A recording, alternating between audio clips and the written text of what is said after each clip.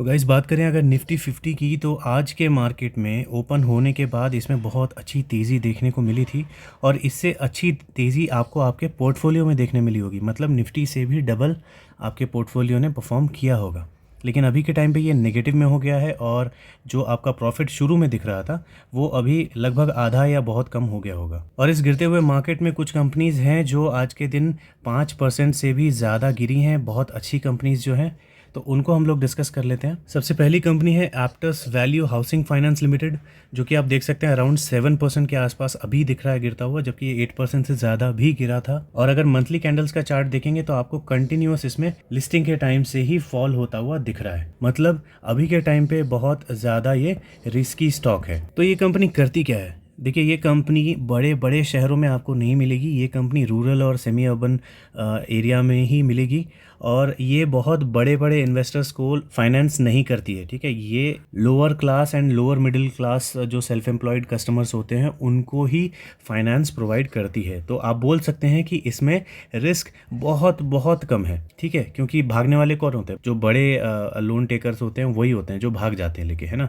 छोटे लोग ऐसा भागने वाला काम नहीं करते हैं, किसी भी तरह से वो अपना जो लोन वगैरह होता है वो चुका ही देते हैं। तो इनके जो कस्टमर्स हैं वो भागने वाले नहीं है एटलीस्ट। यही रीज़न है कि आप इसका एनुअल सेल्स देखेंगे तो ये कंटिन्यूसली इंप्रूव होता हुआ दिख रहा है, और साथ ही साथ इसका नेट प्रॉफिट भी बहुत अच्छे से बढ़ता हुआ दिख रहा है। बहुत अच्छी कंपनी की पहचान मैंने क्या बताई थी? जब भी आपको कोई प्रॉफिट अल्टरनेट ईयर में डबल होता हुआ दिखे तो वो कंपनी बहुत बहुत अच्छी मानी जाती है, ठीक है। तो अगले साल जो इसका प्रॉफिट आएगा वो इसका डबल आ जाए, अगर 700 करोड़ से ऊपर का अगर इसका प्रॉफिट आता है तो ये कंपनी बहुत अच्छी मानी जाएगी, ठीक है। तो जो ट्रेंड होगा वो कंटिन्यू रहेगा। देखिए, इसका पीई रेशियो अगर आप देखेंगे तो आपको मालूम चलेगा कि ये अभी अच्छे जोन में चल रहा है, ठीक है। इसका ईपीएस क्या हो रहा है? कंटिन्यूसली ऊपर जा रहा है, और इसका पीई अपने मीडियन के नीचे है, मतलब ये अभी खरीदने के लिए परफेक्ट टाइम है, ऐसा पीई रेशियो बोल रहा है, ठीक है। हम लोग कैंडल वाले चार्ट में दोबारा जाके देखेंगे कि परफेक्ट टाइम क्या हो सकता है इसे बाय करने का। अब इसकी बैलेंस शीट चेक करेंगे तो रिजर्व्स इसके कंटिन्यूसली बढ़ रहे हैं। बोरोइंग्स की बात हम लोग फाइनेंस कंपनी में नहीं करते क्योंकि ये तो इनका धंधा है। और फिक्स्ड एसेट की बात करें तो ये भी इसमें बढ़ रहा है, तो इसे फुल मार्क्स मिल जाएंगे। अब देखिए, शेयर होल्डिंग पैटर्न में देखने से हमको पहली चीज़ क्या मालूम चल रही है कि बिगनर्स के लिए तो ये शेयर सेफ नहीं होगा। क्यों नहीं होगा? मैंने बताया था, अगर पब्लिक की होल्डिंग एफआईआई और म्यूचुअल फंड से टोटल में ज़्यादा हो तो वो शेयर बिगनर्स के लिए सही नहीं होता, ठीक है। ज़्यादा किसकी होनी चाहिए? एफआईआई एंड डीआईआई की जो टोटल होती है वो पब्लिक से ज़्यादा होनी चाहिए, तब वो जो बिगनर इन्वेस्टर होते हैं, नए इन्वेस्टर्स होते हैं, उनके लिए सेफ़ होता है। तो पहली चीज़ तो ये। लेकिन दूसरी चीज़ ये भी देखना है कि फॉरेन इन्वेस्टर्स इसमें 10% से ज़्यादा की होल्डिंग लेके चल रहे हैं। प्रमोटर्स के पास कितनी है? प्रमोटर्स के पास 62% की होल्डिंग है, तो ये भी बहुत पॉजिटिव है। और फॉरेन इन्वेस्टर्स के पास 10% से ज़्यादा है, 14% है, तो ये भी बहुत पॉजिटिव बात है, क्योंकि मार्केट को ऊपर लेके मेनली फॉरेन इन्वेस्टर्स ही जाते हैं। तो अगर ये इसमें बहुत ज़्यादा बुलिश हैं, मतलब ये स्टॉक गिरेगा तो नहीं, ठीक है। और अगर आप पिछले क्वार्टर से भी कंपेयर करेंगे तो इसमें तेज़ी दिखेगी, उसके पिछले से करेंगे तो तेज़ी दिखेगी, उसके पिछले से करेंगे तो तेज़ी दिखेगी। ऐसे ही कंटिन्यूसली हर क्वार्टर में इसमें इंक्रीज़ करती जा रही है फॉरेन इन्वेस्टर्स। तो देखिए, अभी ये फॉल कर रहा है ना, कंटिन्यूसली फॉल कर रहा है, तो जितना ज़्यादा ये फॉल कर रहा है फॉरेन इन्वेस्टर्स जो है एफआईआई, इसमें उतना ज़्यादा फ़ायदा अपना मतलब बड़ा करने की कोशिश कर रहे हैं। तो जितना ये गिर रहा है उतना ये बाय करते जा रहे हैं, ठीक है।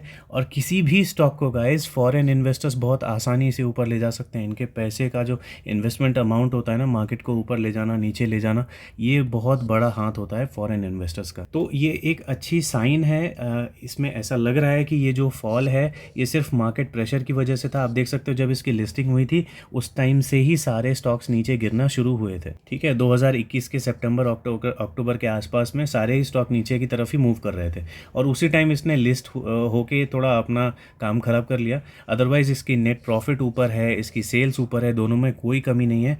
तो ये स्टॉक बिल्कुल ही मुझे अच्छा लग रहा है, ठीक है।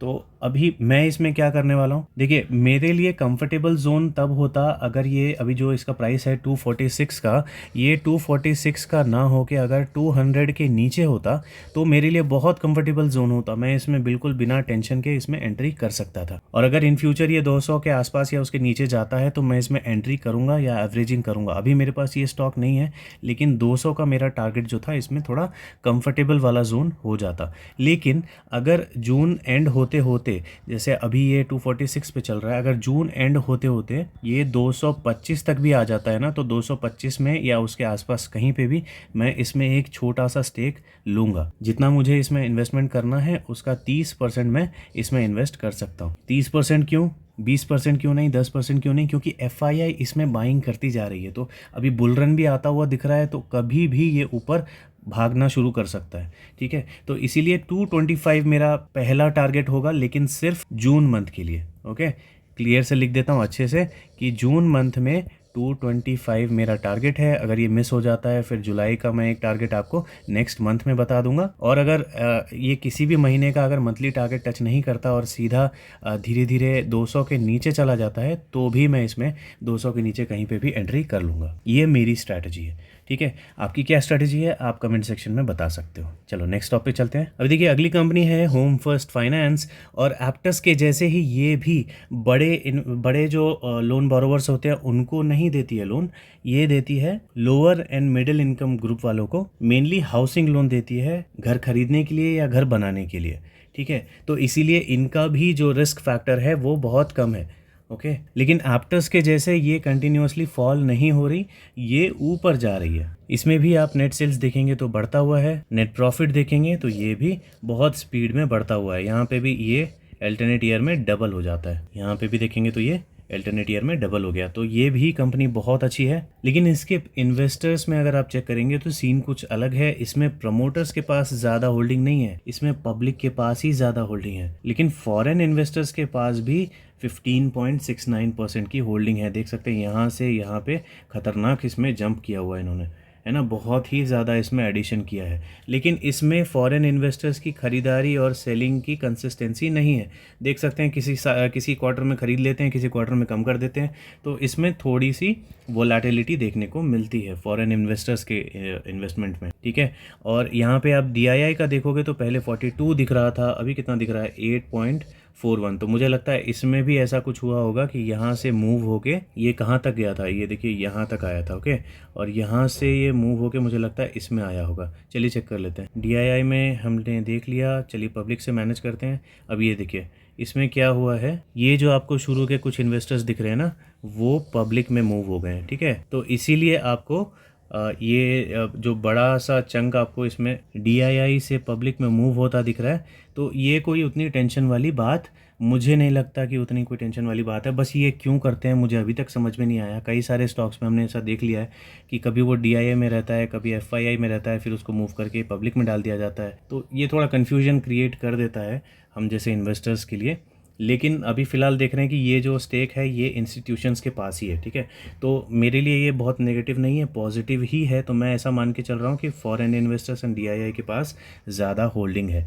ठीक है, तो इस तरह से अगर देखा जाए तो एप्टस से ये ज़्यादा स्ट्रॉन्ग दिखता है, और जो बिगनर इन्वेस्टर्स हैं, नए इन्वेस्टर्स हैं, उनके लिए ये स्टॉक एप्टस से कंपेयर करें तो ज़्यादा बेटर है। हाँ, लेकिन ये भी बात मिस नहीं करना कि एप्टस बहुत ज़्यादा फॉल कर चुका है, तो अगर वो ऊपर गया तो प्रॉफिट बनाने के ज़्यादा ऑप्शंस एप्टस में ही रहेंगे। ठीक है, लेकिन नए इन्वेस्टर्स जो आते हैं वो लालच में ना आए, लालच में नुकसान हो जाएगा।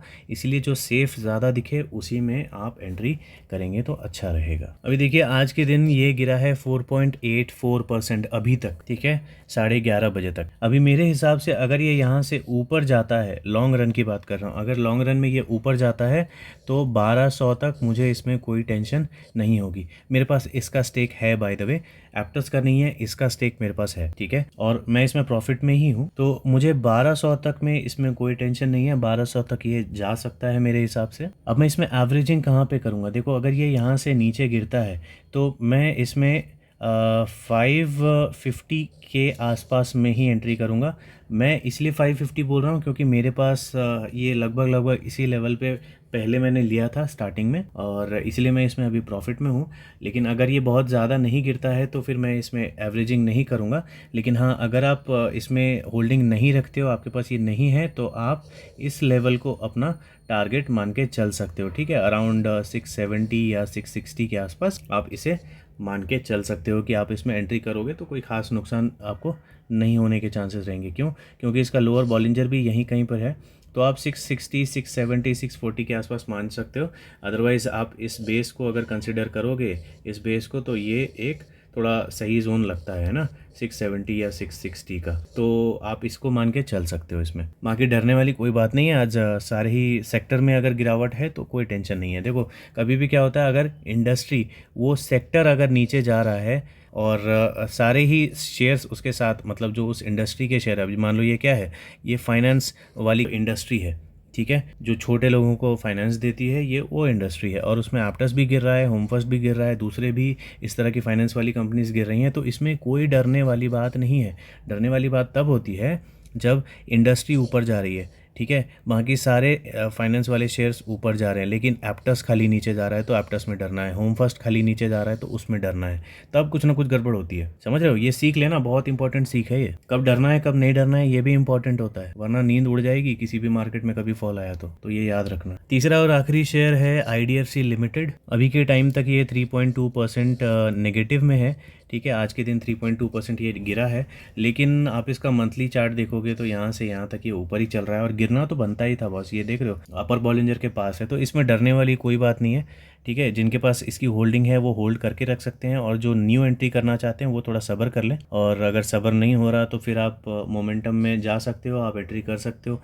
लेकिन फिर वो थोड़ा सा रिस्की हो जाएगा, तो बेटर रहेगा कि अगर आप 90 के नीचे में एंट्री करते हो तो थोड़ा सेफ हो जाएगा। लेकिन 90 के नीचे भी उन लोगों को बोल रहा हूँ जिसको इसे बाय करना ही है किसी भी हालत में। मैंने सुना है बहुत सारे लोग इसके पीछे दीवाने हो रखे हैं, है ना, कि ये लेना ही लेना है, तो लेना ही लेना है तो 90 के नीचे ले लो अगर वहाँ तक मिलता है तो, है ना। अदरवाइज़ मुझे तो ऐसा लगता है कि अराउंड 115 या 120 के आसपास ना इसमें थोड़ा सा प्रेशर देखने को मिल सकता है बॉस। अब ये पूरा पलटेगा नीचे की तरफ या कंसोलिडेट करेगा इस जोन में, वो मुझे नहीं पता। तो अभी 102 पे चल रहा है, तो इसको ख़रीदना मेरे हिसाब से बिल्कुल भी होशियारी वाली चीज़ नहीं है अभी के टाइम में, ठीक है। तो चलिए, इस वीडियो में 3 ही स्टॉक्स रहने देते हैं। ये 3 थोड़े बड़े स्टॉक्स थे जो मार्केट में चल रहे हैं। कुछ शेयर अगर आपको लगता है कि इंपॉर्टेंट है डिस्कस करना तो आप कमेंट सेक्शन में लिख देना, अदरवाइज़ टेलीग्राम में मेंशन कर दो, मैं उसके ऊपर अगला वीडियो बना दूंगा, ठीक है। चलिए, मिलते हैं अगली वीडियो में।